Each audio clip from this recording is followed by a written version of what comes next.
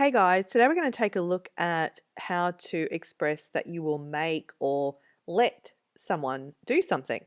Now, in order to do this, we need to use what's called the causative form of the verb.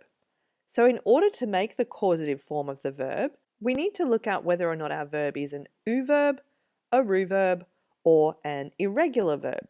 If we have an U verb, what we're going to do is change the final syllable from an U sound to an A sound. For example, we have the verb here, kaku. The final syllable of kaku is ku, and that's an U sound. So we're going to change that from an U to an A, and that makes it kaka. And then we attach seru, kaka seru. Let's take a look at a few more examples underneath.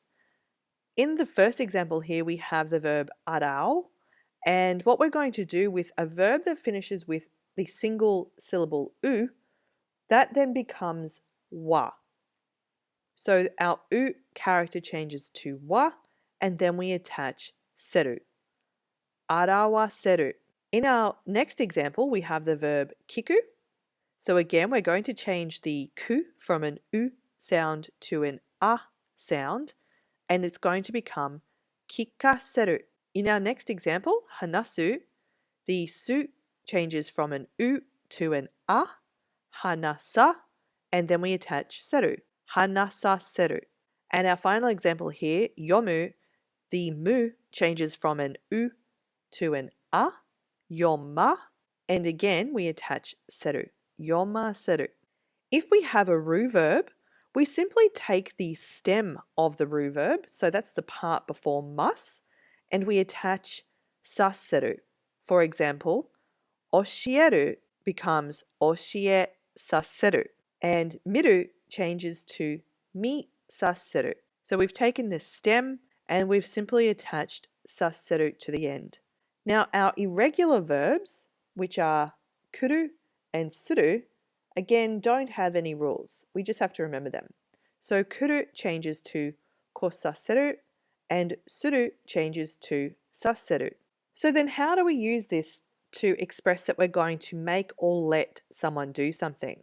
So what we'll do is we'll put the person who is making someone do something at the start, and we'll follow that with the particle wa. Then we'll put the person who is affected by the decision, and we'll follow them with the particle ni. Then we're going to insert the object, followed by the particle o, and our verb in its causative form. For example, Mum made Ken eat the vegetables.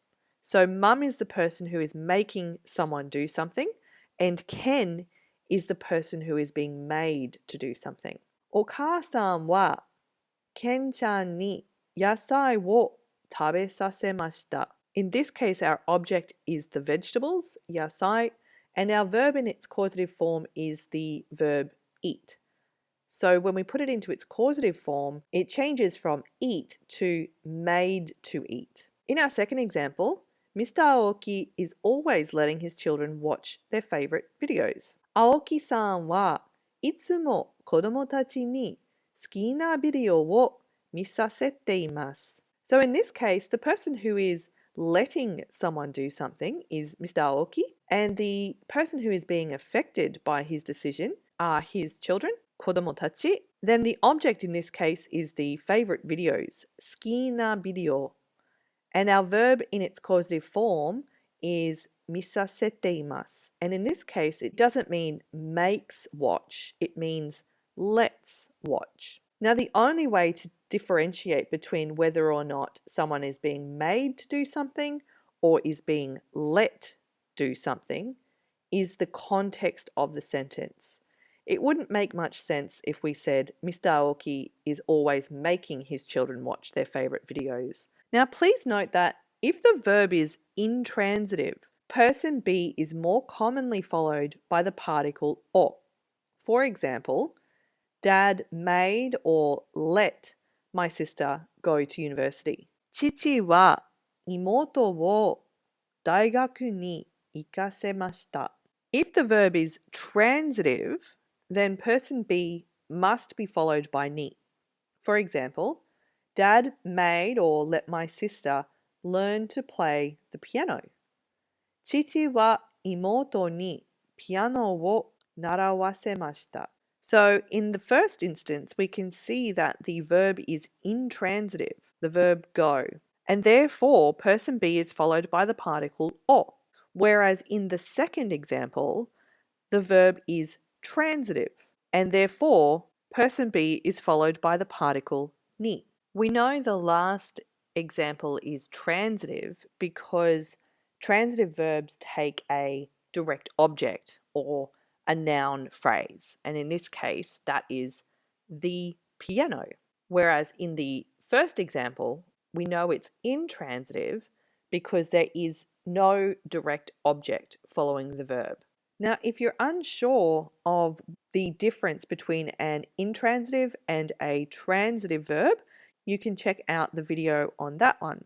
So that's about all for this topic, but if you have any questions or comments, please let me know.